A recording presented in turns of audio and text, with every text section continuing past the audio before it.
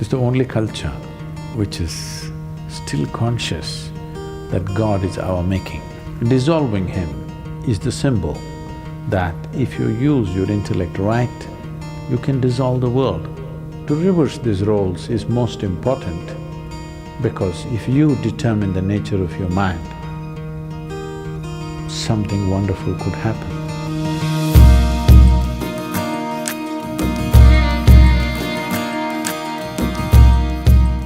There is a festival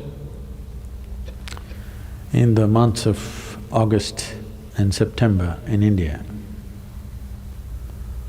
It's called Ganesh Chaturthi. It is a god with an elephant face. It was not supposed to be an elephant, it was supposed to be a ghana. Somewhere one artist made a mistake and it became an elephant. It's called Ganapati, that means the chief of ghanas. So, they will make an image of Ganesh with clay, unburnt, and then they will paint him up nicely. Some people do without paint, some people will do with paint. And then they will worship him and huge festival, music festivals happening around him, big events. Some people build huge ones, 108 feet tall, big ones. But after that period is over, usually 1 week, 15 days, in different places, different times, then they will go and drown it in the lake or in the ocean, so that God dissolves.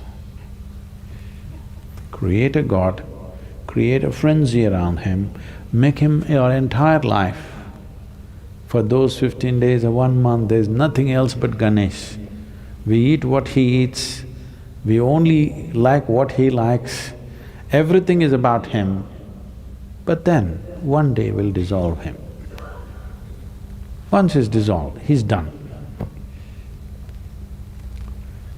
It's the only culture which is still conscious that God is our making. So, he is the symbol of intellectual activity because he wrote great scriptures and the sage who dictated the scriptures to him, the challenge for him from Ganesh was, he should not pause in the dictation. He must continuously speak and he will continuously write. He said, if you pause, I won't write further. It's a test for the sage, whether what he's speaking is really a fountainhead of his being or is it something scholarly that he makes up in his head. So Ganesh said, only uninterrupted dictation, if you do, I will write. If you pause somewhere, once I keep my pen down, I will not write again. So sage Vyasa spoke uninterrupted. It went on for months on end.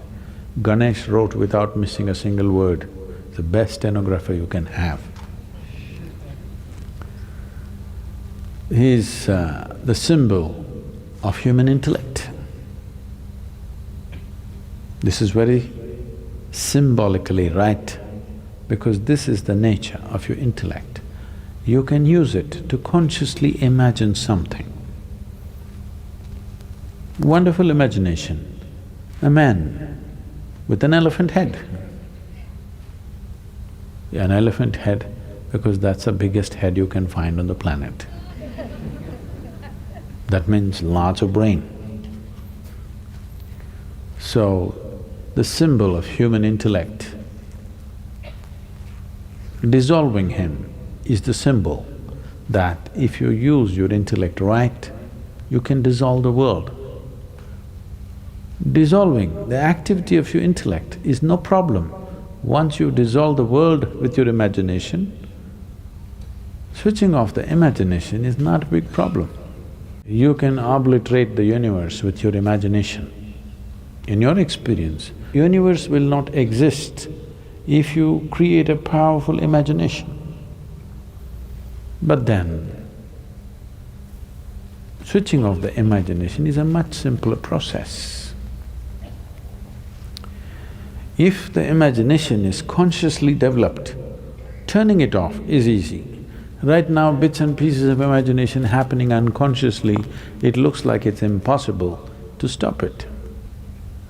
So the entire festival is symbolic of this, that we create him and you must see the festivity that happens around him. Usually, he's kept in public places. In every home, it'll be kept, private ones. Apart from that, on the streets, big ones, many streets will be blocked for this 15 days to 30 days, traffic stopped, everything. He will be sitting right in the middle of the street, big celebrations, music, stuff happens around it, people live around him for this period. But when the time comes, they just go dissolve him and that's about it. He's done. Next 1 year, nobody thinks about him.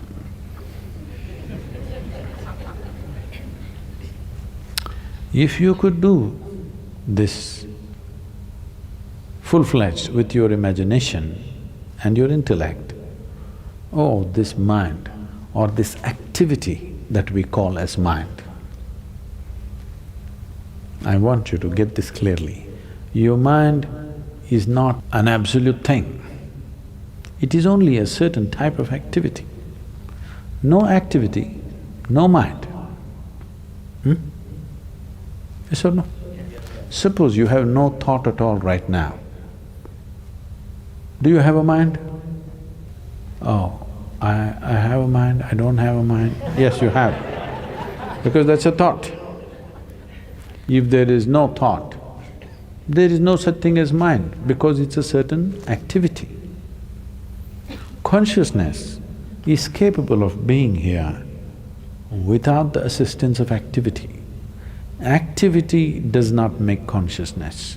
Consciousness makes activity. I move the hand. The hand does not move me. It's me who moves the hand. Similarly, it's me who moves the mind. It's not the other way round, but it's become the other way round. The nature of your mind has become you, isn't it? All the freaky stuff that your mind does has become your quality, isn't it? Now, to reverse these roles is most important because if you determine the nature of your mind, something wonderful could happen. If your mind determines the nature of who you are, it is an accident. Is it a terrible accident or not? That situations decide, but it's an accident.